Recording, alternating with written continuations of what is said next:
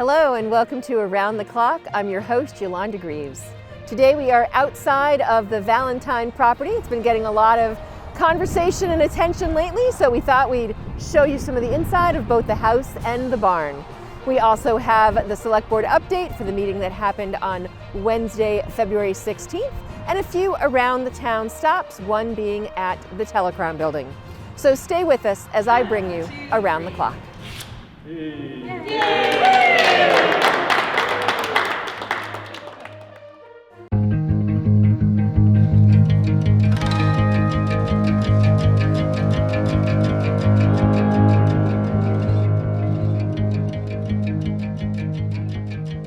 Hello and welcome to Around the Clock. I'm your host, Yolanda Greaves. Today we are inside the house at the Valentine property. This is going to be a two-parts interview. First, we are inside the house. We are here with Michael Herbert, the town manager of Ashland. Michael, welcome back to Around the Clock. Yolanda, thanks for having me. So the Valentine property has been in people's minds, on people's minds lately. So we thought it was time for Around the Clock to get into the house and get into the barn. We're here in the house right now. We're going to show some footage of the house. It's an amazing house. Tell the story and the history of how Ashland as a town has acquired this property. Well, this property, this house was built, originally we thought around the 1700s, but it looks like as we were doing some more research, it might have been built more in the 1800s. But it's a beautiful farmhouse that's been added on to over the generations and the decades and the years. So it's really kind of a nice hodgepodge of different architectural styles, and it's just a great house. How Ashland came into possession of it was, I think probably a decade ago, a developer had bought the property and had intended to put up to between 120 and 140 apartment units under the state's affordable housing law, Chapter 40B. And so he went and got that permitted. And at the time, the town didn't really think that that was the best use of this property. So the town took it upon themselves to go ahead. We moved forward with a debt exclusion, which is a ballot vote, to purchase the property for $3.5 million, which we did in 2018. And we actually took official ownership of it later in the summer of 2018.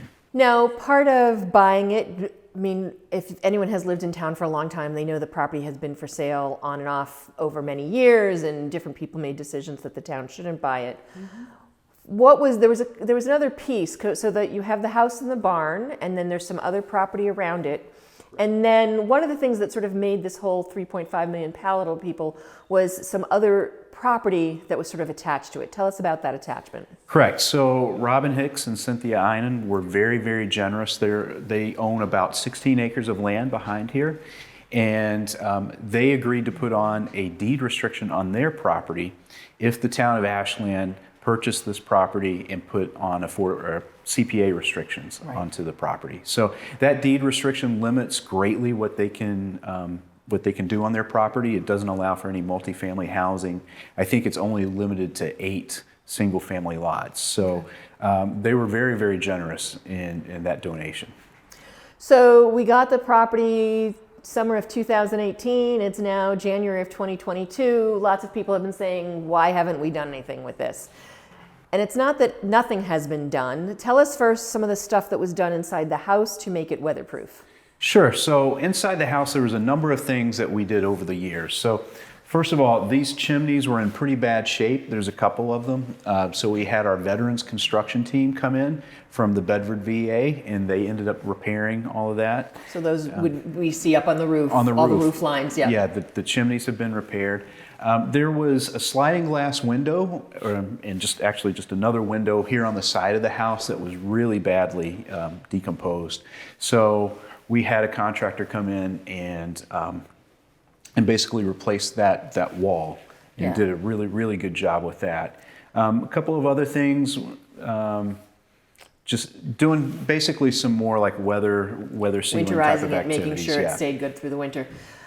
So the original house was built in the mid-1800s. Once you walk through this property, you can see that not everything that's here is from the mid-1800s. I mean, you can see changes. We're going to show you some footage at the back of the house. There's actually a spiral staircase that takes you up to the second floor, which you can tell was added in the 60s or 70s. So a lot of additions and changes. So even though the base house is that historic house, there's a lot of things inside that are not historic anymore. Yeah, but it still lends itself to a little bit of the cool factor, I think, for the building. It's definitely a mishmash of different centuries, different architectural styles.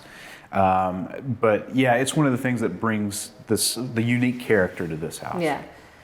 So you've been involved since the beginning. If you could, what would be you personally, and I know you've heard from a lot of people, what would be your personal wish for the house and the property? My and personal wish? Your personal wish for what could happen with this property. Well, you know, this would be a lovely place to restore and turn into a private home for, I don't know, maybe the town manager or somebody. It could be a unique asset. But no, I think this is a true community property and a community asset. So I would love to see some kind of function hall, functionary activities that that the whole community could enjoy. We certainly have properties like that surrounding us in Metro West, so it would be, you know, the market would be somewhat competitive, but I could see a bed and breakfast here. I could see a function hall here at the barn. I mean, the sky's the limit from a creativity standpoint.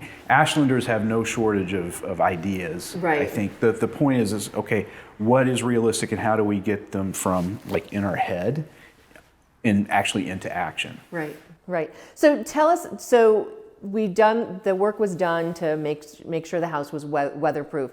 There was some other work done we had a committee that looked at some stuff. Very quickly talk through that, and then how are we where we are now? Well, a committee was formed by the select board after a community forum was had, I think in 2018 or 2019. Yeah. Actually, I think it was 2018.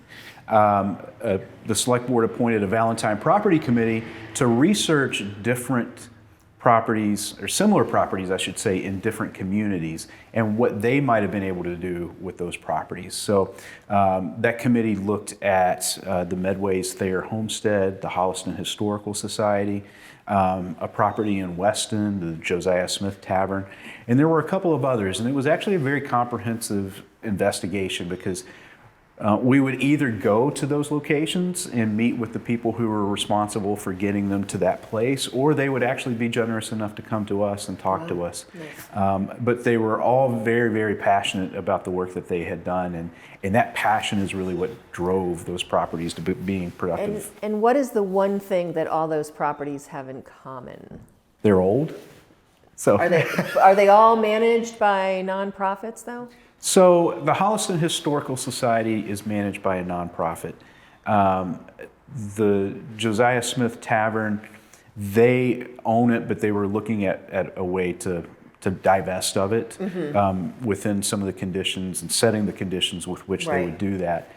Thayer Homestead is owned by the town of Medway and operated. Okay, so they're all operated different ways. Yes. Okay. So that gives us a little history here. Let's go to the barn. Okay. Okay. All right. We're heading to the barn. We are now on the outside of the Valentine property. We are here for our second part. We're going to now go into the barn. Michael, before we go in, anything of note that we should think about? Yeah, the barn's pretty cool. It was built in the 1700s.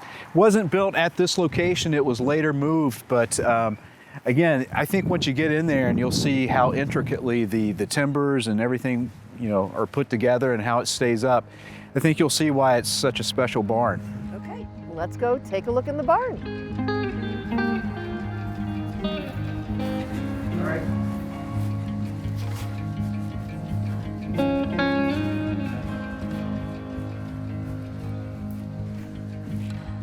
Wow. Yeah, pretty incredible. What a great space. Yeah, it's really almost majestic in some ways. What makes this barn so special is you see all of these big beams. They're actually all one big piece of wood, and that's something you just don't find today. You haven't been able to find for hundreds of years. The beams that come down here, they're all one piece as well. So it's really a cool structure. You'll see some of the pegs. That's actually how they joined a good portion of this barn. As you can see, it's seen some better days. The roof is not in the best shape. And the reason we haven't just gone through and done the roof is because if you'll see here, the girders and the rafters, can't really support something like a new roof right now. So we've got a longer term plan, which we'll talk about a little bit later. So a couple of things that I noticed in my first time in the barn, and it's great to be able to come in, is obviously it needs a good cleaning. I'm seeing fire damage in one of the roof parts, and obviously, the holes in the roof and the floor. So let's start with the cabling that we're seeing. When was that done, and why are we seeing that? Cabling was done probably, I'd say, within the last month, month and a half. The cabling was done here so we could secure the structure, especially through the winter. One of the things that we were afraid of is with the roof in the condition that it's in, and actually just the foundation in the condition that it's in, if we had some heavy snow loads, the barn might not make it through the winter. So this cabling was designed and engineered in order to make sure this frame stays up. So back last May, we passed for $125,000 because someone said we need a new roof and we need a new foundation. Obviously that hasn't been done, and from what you're saying, it's a good thing we didn't just do that. Yeah, it would have been good money after bad. I can certainly understand the intent of it, but once we did start getting a little bit more, investigating a little bit more into what was going on here, it made more sense to do the plan that we're about to talk about. So let's talk about that next plan. Yeah. So the idea brought forward by Ed Hart, other people have looked at it and decided this is the best way to go, is we're going to completely dismantle the barn. Yes, that's correct. Dig up the current foundation, put in a new foundation, and then rebuild the barn using as much as possible of the original materials, and then adding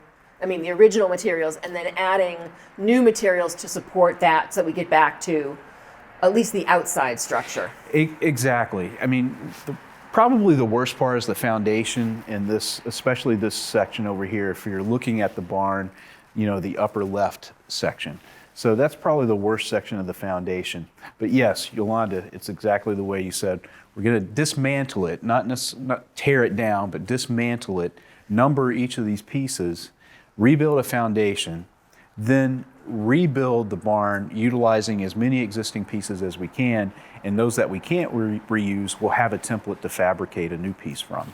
And when we rebuild the barn, obviously there is some electricity in here, but part of what we need to figure out as we go to rebuild it is what do we want to have happen with this barn. And there's been all kinds, when we were inside the house, the idea of a performance venue or an event venue, or will those ideas of what we potentially want to do be taken into consideration as it gets rebuilt? Well, that's a good question. I think right now we just want to get the shell done, and we don't necessarily want to do anything that would limit our possibilities in the future. Okay. And I think that's going to be the goal of the rebuild. Right. Is to make sure that it's a sound barn, looks good from the outside, and at the same time doesn't preclude us from doing anything that we might want to do in the future, whether it's like a bed and breakfast or a restaurant or a performing arts center. Right. Okay.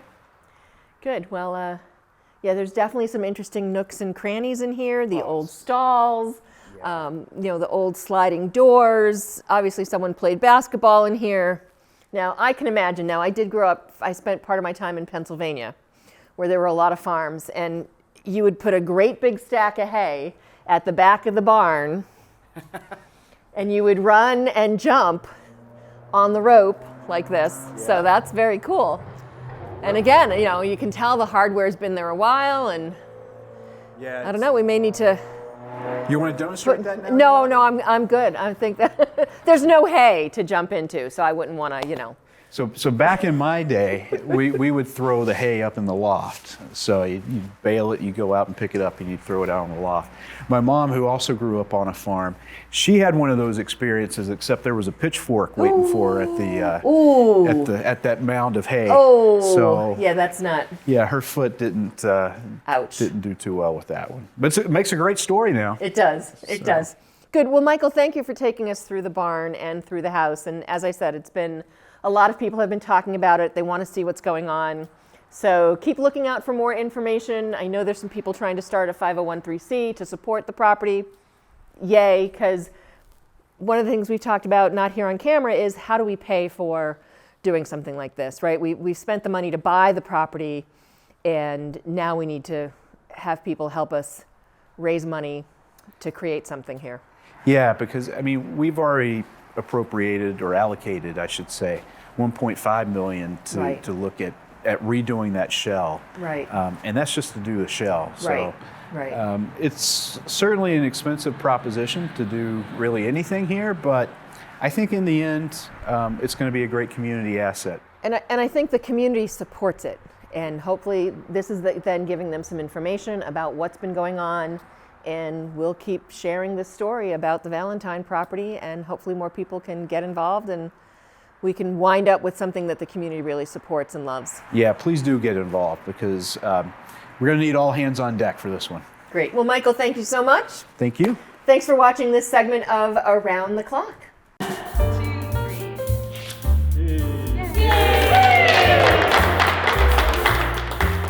Hello, it's time for our Around the Town tour. We have one stop for you today over on Homer Avenue, 200 Homer to be exact. We are sharing a ribbon cutting that happened for Zeta Fencing. Zeta Fencing is not the fencing you put around your house, it's the fencing with foils. They are in a great new space. This is a group that used to be in Natick for about 20 years, and they've now moved to Ashland. The ribbon cutting was held on a great Wednesday afternoon, and it was nice to hear from Zoran Tulam, who is the president of Zeta Fencing and also the head coach. Let's go take a look and a listen.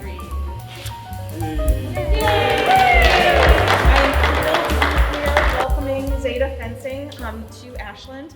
It's been fun and exciting getting to know you, Annette, and all of the wonderful things that you are going to be doing here. So we have been working together on our business incentive program through the town to help support them as they move here into Ashland. So welcome. We have a few speakers today, and then we'll learn a little bit more about Zeta Fencing for everyone that has joined us, and then we'll do our ribbon cutting right directly after that. So I'm going to introduce Michael Herbert, our town manager, first. Awesome. Thanks, Beth. My voice does not carry as well, and since we are pretty well fairly distanced, I'm just going to take off my mask. But I just want to reiterate a lot of what Beth said. Thank you so much for showing up and coming here today, and thank you, Zoran and Annette, and all of your colleagues for investing in Ashland and making this, and transforming this space into a truly remarkable space, and a unique space as well. I don't know too many fencing schools out there, so this is the first one. I'm glad to hear that it's here in Ashland. But you know, a lot of people work to make this happen. One of the things that we really utilize in this community, and we utilized here, was our economic development business incentive program, which gives grants and loans to businesses that are looking at opening up or expanding here in Ashland. And Zoran and Annette utilized that with the help of Beth Reynolds. We also have Beth here, who's our secret weapon, our secret economic development weapon here, who basically shepherds a lot of stuff, a lot of business here, and helps a lot of the existing businesses here as well. So I really do appreciate all that you're going to do, all that you've done already, and I wish you very, very smashing success here. I have really good feelings about this. I might be the first one to take lessons because I need self-defense classes. You can use it always. Okay, I'm going to take you up on that. We have a few people here that I do want to recognize. Steve Brzezinski's here. He's actually the owner of the building. He has really been instrumental. Steve's like, I can't believe you're pointing me out right now. Steve's really been instrumental in changing this whole building. And if you had seen it 7 or 8 years ago, and you see it today, you would be like, oh my gosh, what a great transformation. We also have representatives from the ABA, including Adam Sachs, who is, I believe, still our president in the ABA. Want to recognize the vice chair of our select board, Brandy Kinsman, who is going to be actually serving as chair tonight. So she's looking forward to that, I can tell. We also have from Senator Spilka's office, Dennis Giambetti, Senate President Spilka's office, I should say, and then other members of our community, including Peter Weisgerber from the YMCA, the Metro West YMCA. And so with that, I'm actually going to ask Dennis up to give I believe you have a proclamation, and then I believe we'll have a couple of... To you. First, Commonwealth of Mass State Senate official citation. Be it known that the Massachusetts Senate hereby extends its congratulations to Zeta Fencing in recognition of the joyous occasion of the ribbon cutting at your new location in Ashland. And be it further known that the Massachusetts Senate extends the best wishes for continued success, that this citation be signed by the President of the Senate and attested to and a copy thereof transmitted by the Clerk of the Senate, and it's signed by Massachusetts President for the Senate, Karen Spilka, Michael Hurley, who is the clerk, also Karen Spilka, who is the residing and local senator, and it's dated February 16th, 2022. Congratulations and good luck.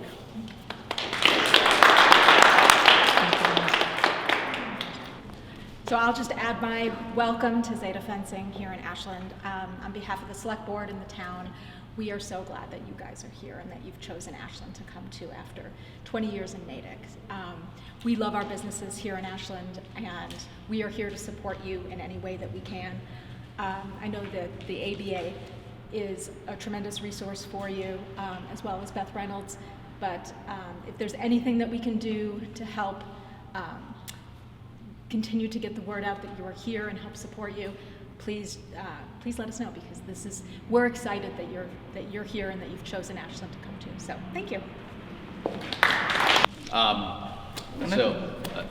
I think it's just awesome. So Zora and I have some things in common. We were both at the 92 Olympics.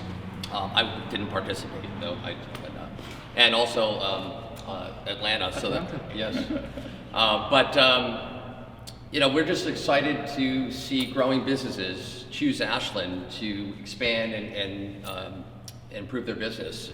The ABA is dedicated to increasing visibility, profitability of its members, and advocating for healthy business and having a healthy business environment in Ashland. So that's Ashland Business Association. Peter Weisgerber is on our board, as well as Beth, and we just want to extend a helping hand to you, anything we can do.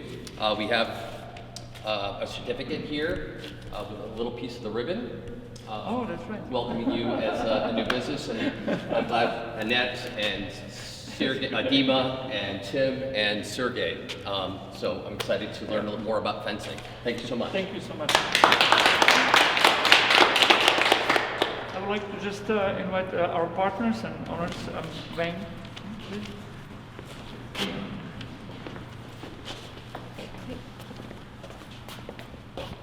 So I guess everybody's expecting something from us to say, right?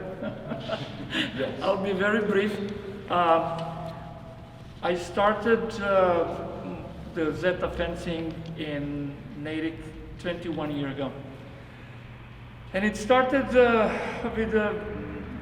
with just the idea to have something for children where I can just teach them fencing after taking semi-retirement from my career at Stanford, Harvard, and national team. But that did not last too long. When I saw all these beautiful pieces of Carrara marble, I have to bring Michelangelo back and start making champions. 21 years later, Zeta Fencing is a club that won every single medal nationally, internationally, except Olympic gold. And that's where Ashland comes. So this is our new goal. We had world champions and national champions and Pan American champions on every age group. The only thing that is missing is Olympic gold. We had Olympians though. We made Olympians. So this place is something that we envision as our new ground where we will create young fencers, young athletes, young boys and girls to represent everything that Olympic sport stands for: integrity, hard work, and honor. So thank you, Ashland. We'd like to thank Ashland, town of Ashland, for amazing welcoming.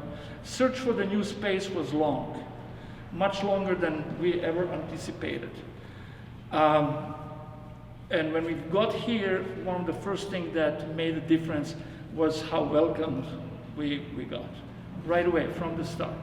And one of the major reasons why we chose to be in this space is actually that human relationship and welcoming from the town of Ashland. So our big thank you for all of you. Thank you, Steve, and all the team around you. Mike Giordano, who is not here, he's working somewhere in a building. Every time we had an obstacle, the people like Mike and Steve and all people in this building were right there to help us immediately. Not to mention the presence of other businesses in a building, from the coffee shop to the Mr. Green and etc., which is already, helping us a lot. Just thank you, and we are looking forward to amazing results, which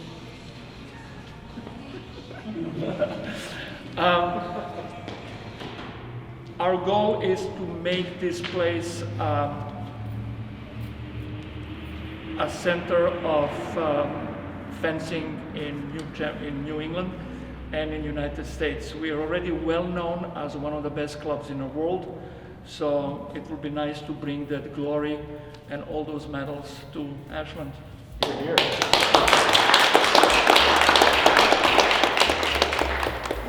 Start calling us Title Town, right? From today we start title I count. like it. I like it. 2, 3.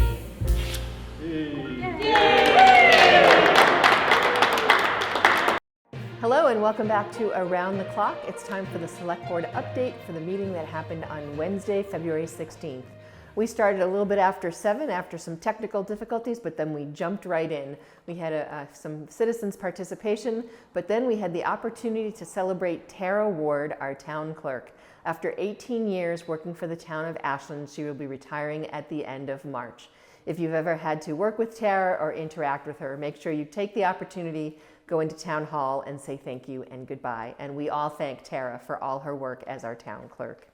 From there, we had a discussion and a presentation of the preliminary 2023 town budget. The town manager had worked with the FinCom and done a presentation for them. He then did that presentation for us.